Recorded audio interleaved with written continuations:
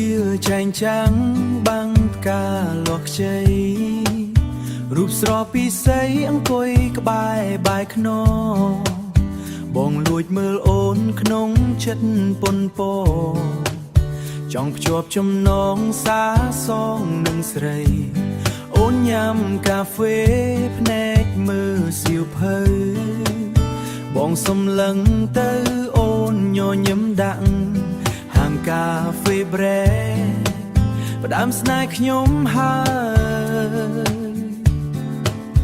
ដាច់ចិត្តសុំក្បែរអង្គុយសាសងសុំស្នេហ៍នួនល្អងបងលងស្មងអូ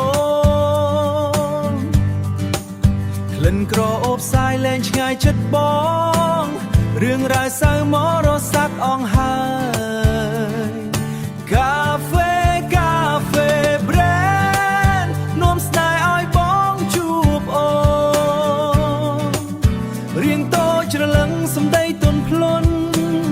បងសូមជួបមកម្ដងទៀតបានទេ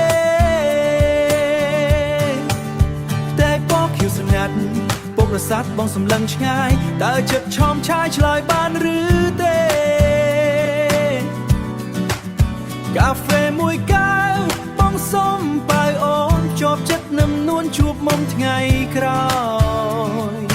កាហ្វេប្រេនោមស្នេហ៍ឲ្យបងជួបអូនរៀងតូចច្រឡឹងសំដីទន់ភ្លន់បងសូមជួបមកម្ដងទៀតបានទេតែពកខៀវស្ងាត់ពុកស័ព្ទបងសម្លឹងឆ្ងាយតើចិត្តឆោមឆាយឆ្លើយបានឬទេកាហ្វេមួយកែវបងសូមបើអូនជាប់ចិត្តនឹមនួនជួបមុំថ្ងៃក្រោយកាហ្វេប្រេនោមស្នេហ៍ជួបមុំថ្ងៃក្រោយ